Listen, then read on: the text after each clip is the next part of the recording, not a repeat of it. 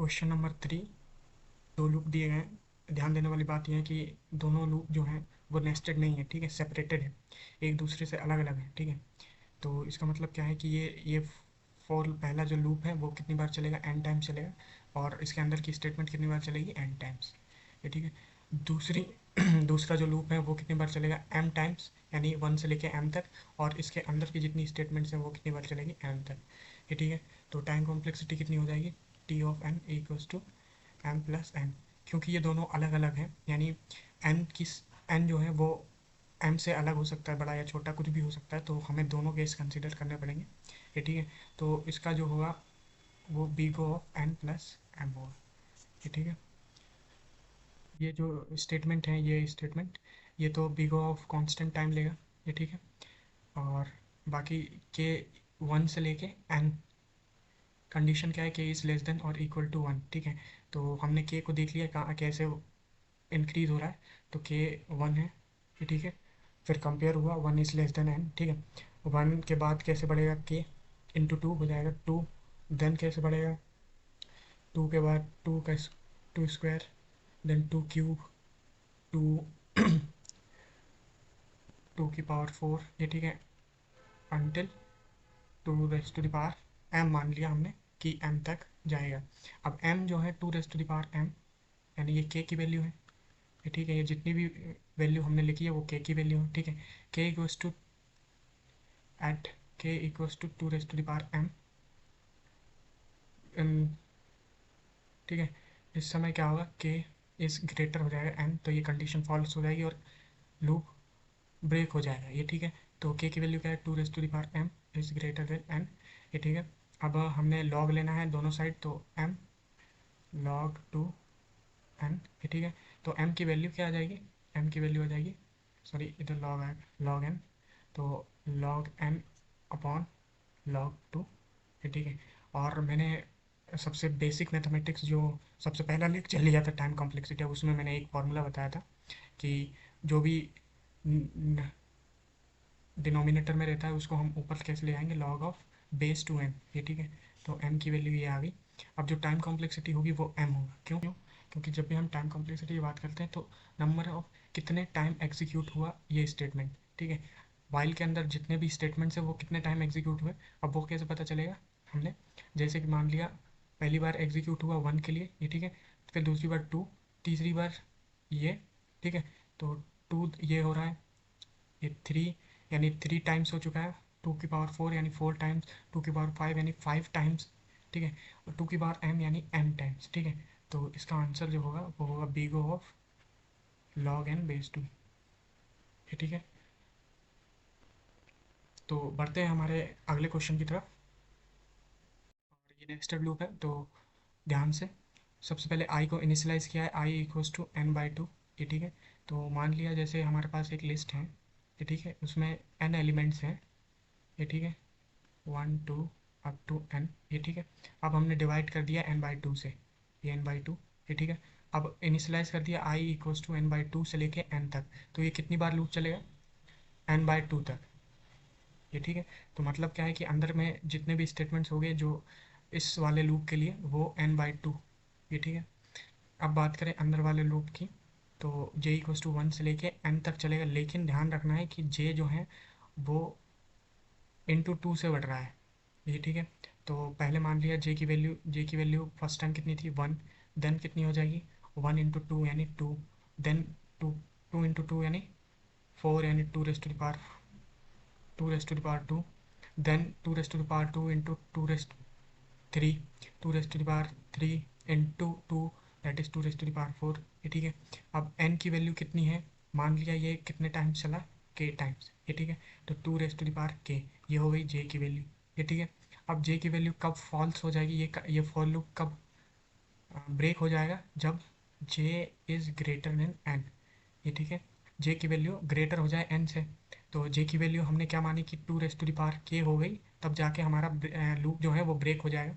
तो के की वैल्यू हमने फाइंड करनी है, तो दोनों साइड हमने लॉग ले लिया, तो लॉग लेने के बाद K log two is greater than N, K की वैल्यू कितनी आ गई, सॉरी लॉग एन, तो के की वैल्यू कितनी आ गई, log N upon log two, ये ठीक है। और हमने एक फार्मूला पढ़ा था बेसिक मैथमेटिक्स लेक्चर 1 में, तो हमने मिल जाएगा log ऑफ n/2, ये ठीक है। अब अब जो मतलब जो ये वाला लूप है वो कितनी बार चलेगा, log ऑफ n/2, ठीक है। अब जो पूरे प्रोग्राम की टाइम कॉम्प्लेक्सिटी होगी वो क्या होगी,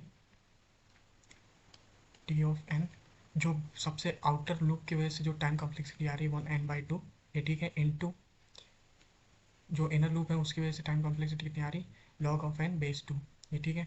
अब इन दोनों का मल्टीप्लाई कर दिया तो हमारे पास टाइम कॉम्प्लेक्सिटी आ रही n log of n/2 divided by 2, ये ठीक है। और इसी को हम लिख सकते हैं big of n log of n/2, two को हमने, टू जो कांस्टेंट है उसको हमने इग्नोर किया, तो हमारी जो टाइम कॉम्प्लेक्सिटी है वो n log n/2 है, ये ठीक है।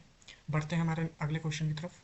क्वेश्चन नंबर 6 में भी अगेन टू लूप्स दिए गए हैं जो कि नेस्टेड है। तो सबसे ऊपर वाला पहले एनालाइज कर लिए, सबसे ऊपर वाला कितनी बार चलेगा, n टाइम्स चलेगा, ये ठीक है, n टाइम्स। तो जितने भी इस लूप के अंदर जितने भी स्टेटमेंट्स आएंगे वो n टाइम्स चलेंगे, ये ठीक है। अब अंदर वाला लूप देखा तो j इक्वल्स टू आई दिया है और j इज़ ग्रेटर देन 0 और j माइनस माइनस यानी 1 से डिक्रीमेंट होगा, तो कोई प्रॉब्लम नहीं आनी चाहिए। तो मान लिया हमने i और j को एनालाइज किया, जब i इक्वल्स टू 0 है तो j कहाँ तक चलेगा, j इक्वल्स टू 0, तो पहली बार में फॉल्स हो गया, ये नहीं चलेगा, ये ठीक है। अब i इक्वल्स टू 1 लिया तो 1 यानी j equals to 1, 1 is greater than 0, हाँ बिल्कुल, तो एक बार चलेगा, ठीक है। दूसरी बार में फॉल्स हो जाएगी कंडीशन, देन 2, 2 में 2 टाइम्स चलेगा, ये ठीक है। 3 में 3 टाइम्स चलेगा, 4 में 4 टाइम्स चलेगा, ये ठीक है। तो देख सकते हैं 0 में 0 टाइम्स चल रहा है, ठीक है। 1 में 1 टाइम्स, यानी कुल मिला के ये n टाइम्स ही चलेगा और ये भी n टाइम्स चल ही रहा था, तो ये हो गया n टाइम्स। और इसके अंदर जितने भी स्टेटमेंट्स आएंगे वो n टाइम्स चलेंगे, तो ओवरऑल टाइम कॉम्प्लेक्सिटी कितनी हो गई, सबसे आउटर लूप के लिए जो भी टाइम कॉम्प्लेक्सिटी आ रही थी n आ रही थी, देन हमने इंटू किया जो इनर टाइम कॉम्प्लेक्सिटी है वो कितनी आ रही n, तो डेट इज n स्क्वायर, और इसको ऑल्सो लिख सकते हैं big ऑफ n स्क्वायर, ये ठीक है। 7, तो क्वेश्चन नंबर 7 में हमें बस एक कंडीशन दे रखी है, that is i is greater then j, ये ठीक है। और इसके अंदर कुछ कुछ स्टेटमेंट्स हैं तो हमें उससे कोई फ़र्क नहीं पड़ता, लेकिन अगर कंडीशन दी गई है तो ये तो कांस्टेंट टाइम कॉम्प्लेक्सिटी है, मतलब big ऑफ 1, ये ठीक है। तो इसका सिंपल आंसर हो जाएगा big ऑफ 1, ये ठीक है। अंदर कुछ भी हो स्टेटमेंट्स, अगर ये कंडीशन ट्रू हुई तो एक बार तो ही चलेगा, ये ठीक है। अगर ये कंडीशन ट्रू नहीं हुई तो नहीं चलेगा, ख़त्म बात। यानी कुल मिला के मैक्सिमम कितनी बार चलेगा, एक ही बार चलना है इसने, ठीक है। तो time complexity constant time complexity होगी, ये ठीक है। तो बढ़ते हैं हमारे नेक्स्ट क्वेश्चन की तरफ। क्वेश्चन नंबर 8 में हमें एक फॉर लूप दिया गया है जो कि उसके अंदर हमें एक वेरिएबल है i इक्वल्स टू 0, ठीक है। वो कहाँ तक जाएगा, n तक, i is less then n condition है, ठीक है, जो इंक्रीमेंट करवा दिया है, ठीक है। अब जो अंदर का स्टेटमेंट्स हैं ये बहुत इंपॉर्टेंट है, ये ध्यान देने वाली बात है कि i जो है यहाँ पे अपडेट किया जा रहा है, कैसे किया जा रहा है, आई इंटू के से, ये ठीक है।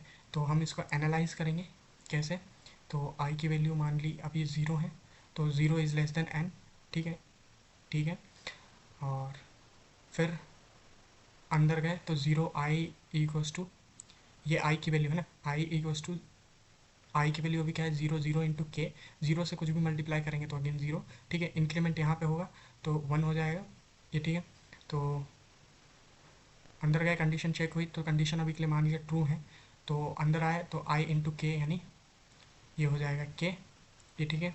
इंक्रीमेंट होगा तो मान लिया के प्लस 1 का इंक्रीमेंट हुआ तो अभी के लिए मान लिया के ही हुआ, ये ठीक है।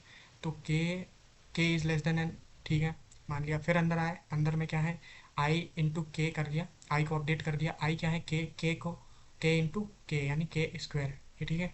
ऐसे करते करते हमने अपडेट करते आना है के क्यूब, अब तो मान लिया हमने अपडेट किया के एम तक, ठीक है। के एम यानी आई इक्वल्स टू के एम हो गया, ये ठीक है।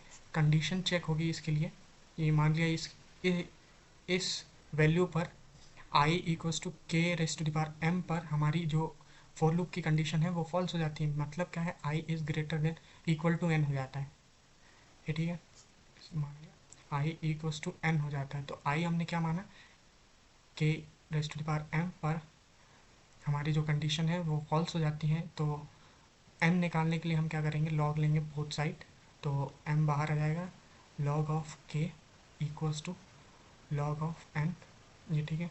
तो m की वैल्यू क्या आ गई, log of n upon log of के, ये ठीक है। तो m की वैल्यू आ गई लॉग ऑफ के, log of n base K, ये ठीक है। ये फॉर्मूले की मदद से आया है, इसको हम फार्मूला लगाएंगे, ये ठीक है।